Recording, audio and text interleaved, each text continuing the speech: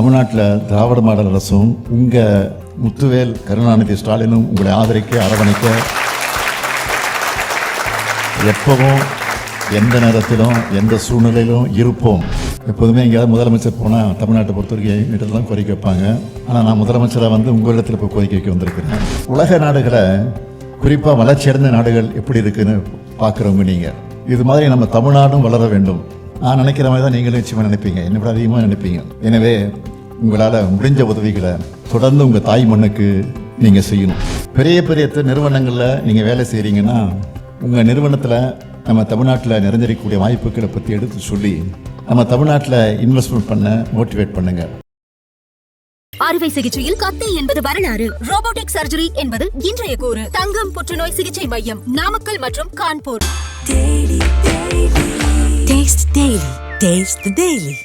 1000 கிலோமீட்டர்களை கடந்து வேறொரு நாட்டில் நீங்களும் நானும் சந்திக்கிறப்போ ஏற்படுகிற மகிழ்ச்சி தான் உண்மையான தமிழ் பாசம், தமிழின பாசம். இது உலகத்தோட எந்த மூலைக்கு போனாலும் தமிழன் இருப்பான்.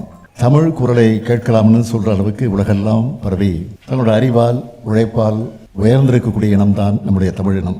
நம்முடைய தமிழினத்திற்கு இதுதான் மிகப்பெரிய பெருமையாக விளங்கி கொண்டிருக்கிறது.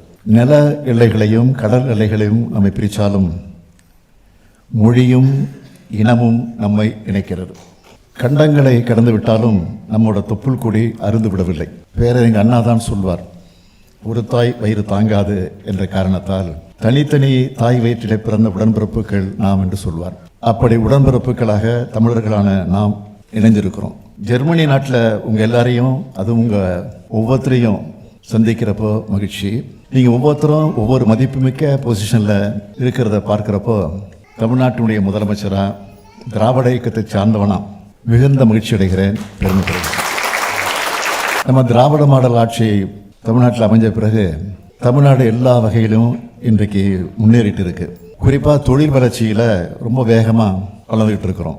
நம்முடைய தமிழ்நாட்டு வளர்ச்சியை பற்றி நீங்கள்லாம் செய்தித்தாளில் படிச்சிருப்பீங்க, சோசியல் மீடியாக்களையும் பார்த்துருப்பீங்க, அதாவது அங்கே இருக்கக்கூடிய உங்களுடைய உறவினர்கள் நண்பர்கள் மூலமாக கேள்விப்பட்டிருப்பீங்க. இந்த வளர்ச்சி இன்னும் விரைவாக்க வேண்டும் என்ற அடிப்படையில் தான் முதலீட்டாளர்கள் மாநாடு, அதாவது முதலீடுகளை ஈர்க்க வெளிநாட்டு பயணம் ஆகியவற்றை நான் தொடர்ந்து மேற்கொண்டு வருகிறேன். UAE, Japan, Spain, Singapore, America ஆகிய நாடுகளுக்கெல்லாம் பயணத்தை மேற்கொண்டு ஏராளமான முதலீடுகளை தமிழ்நாட்டை நோக்கி ஈர்த்து நம்ம மக்களுக்கு ஏராளமான வேலை வாய்ப்புகளை உருவாக்கி கொடுத்துருக்குறோம். இப்படி வெளிநாடுகளுக்கு வரும்போது முதல்ல எனக்குள்ள என்ன தோணும் கேட்டிங்கன்னா, இந்த நாட்டில் வாழ்கிற நம்ம தமிழர்கள் எப்படி இருக்காங்க, அவங்களுடைய வாழ்க்கை தரம் எந்த அளவுக்கு உயர்ந்திருக்கு, பெரும்பாடுபட்டு தலைநிமிர்ந்த இந்த இனம் இந்த மண்ணில் சுயமரியாதையோடு நடைபெறதை பார்க்க வேண்டும் என்று நான் நினைப்பேன். அதுலேயும் முக்கியமாக ஒரு அயலக மண்ணில் நம்முடைய தமிழை கேட்கணும்னு ஆசை வந்துடும் எனக்கு. எல்லாருக்கும் இப்படி தான். அதனால தான் ஜெர்மனிக்கு வந்த உடனே முதல்ல உங்களை சந்திக்க வந்துட்டேன். இப்போ உங்களோட ஆரவாரத்தை கேட்குறப்போ, மகிழ்ச்சியை பார்க்குறப்போ நொடியில் தமிழ்நாட்டுக்கு ட்ராவல் பண்ண உணர்வு ஏற்படுச்சு. மனிதன் எங்கே போனாலும் அவருடைய வேறு இருக்கிற தாய் நிலத்தை மறக்க மாட்டான். அப்படித்தான் உங்களுடைய நினைப்பும் எப்பவும் தமிழ்நாட்டு மேலேயே இருக்கும். தமிழ்நாட்டில் இருக்கிற நாங்களும் உங்கள் அன்போடு பார்த்துக்கிட்டு இருக்கிறோம். அதனால தான் நம்ம திராவிட மாடல் அரசில் அயலக தமிழர்களுடைய நல்வாழ்வுக்காக ஏராளமான திட்டங்களை செயல்படுத்திக்கிட்டு இருக்கோம். இந்த ஆண்டு மட்டும் இந்த விழாவுக்கு எத்தனை நாடுகளிலிருந்து நம்ம தமிழர்கள் சென்னைக்கு வந்திருக்காங்க தெரியுமா? 62 நாடுகளிலிருந்து வந்தாங்க.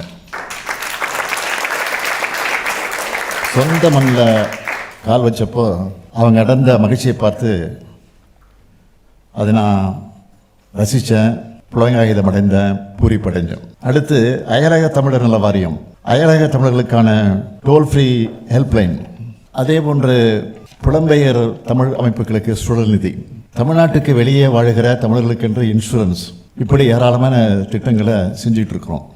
அது மட்டுமல்ல, வெளிநாடுகளுக்கு வேலைக்கு சென்று எதிர்பாராத விதமாக உயிரிழக்கக்கூடிய நேரத்தில் அந்த குடும்பத்துக்கு நிதி உதவியும் பென்ஷனும் வழங்குகிறோம். இப்படி பார்த்து பார்த்து செஞ்சு தர்றதோட வெளிநாடு வாழ் தமிழர்களுக்கு ஒரு பிரச்சனைனா ஓடோடி வந்து உதவுறோம். இதுக்கு சில எடுத்துக்காட்டுகளை நான் சொல்ல விரும்புகிறேன். உக்ரைன் நாட்டிலிருந்து 1524 மாணவர்கள் சூடான்ல இருந்து 253 பேர், இஸ்ரேல்ல இருந்து 123 பேர், வங்கதேசத்திலிருந்து 220 பேர், கம்போடியா, தாய்லாந்து, மியான்மர் ஆகிய நாடுகளிலிருந்து 119 பேரை மீட்டு வந்திருக்கிறோம். அது மட்டுமல்ல, இன்னும் சில நெகிழ்ச்சியான சம்பவங்களையும் உங்ககிட்ட நான் பகிர்ந்துக்க விரும்புகிறேன். காஞ்சிபுரத்தை சேர்ந்த மனோஜ் என்பவர் அமெரிக்காவிலிருந்து சென்னை வரும்போது அவருடைய குழந்தையின் பெயர் சந்தியா.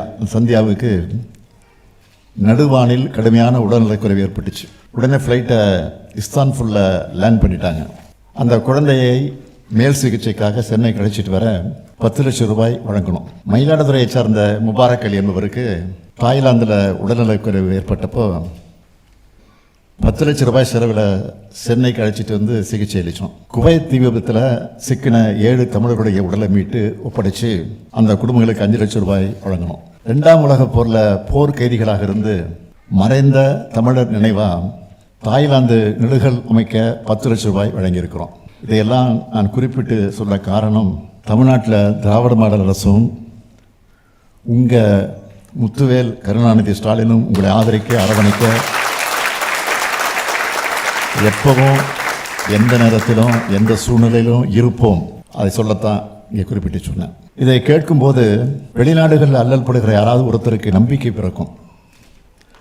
அவங்களுக்கும் உதவ நமக்கு ஒரு வாய்ப்பு கிடைக்கும்னு அதற்காகத்தான் இது சொல்கிறேன். இப்போது நான் சொன்ன முன்னெடுப்புகள் எல்லாத்தையும் விட மிக முக்கியமான திட்டம்தான் வேர்களை தேடி திட்டம். வெளிநாடுகளிலேயே செட்டில் ஆகிட்ட சிலர் மண்ணை விட்டு பிரிஞ்சு தூர தேசத்துக்கு வந்துட்டோம். இனி இந்த சொந்தம் அவ்வளோதானா? உங்களுக்குள்ள நிச்சயம் இது ஏற்பட்டிருக்கும். அப்படிப்பட்ட புலமைந்த தமிழர்களோட குழந்தைகளை, மாணவர்களை நம்ம தமிழ்நாட்டுக்கு அழைச்சிட்டு போய் நம்ம மரபோட வேர்களை அறிமுகம் செஞ்சுட்டு இருக்கோம். 2023ஆம் ஆண்டு தொடங்கப்பட்ட இந்த திட்டத்தில் இது வரைக்கும் 15 நாடுகளிலிருந்து 292 பேர் தமிழ்நாட்டுக்கு வந்திருக்காங்க. சில தலைமுறைகளாக விட்டு போன சொந்தங்களை தேடி கண்டுபிடிச்சு உருகி இருக்காங்க.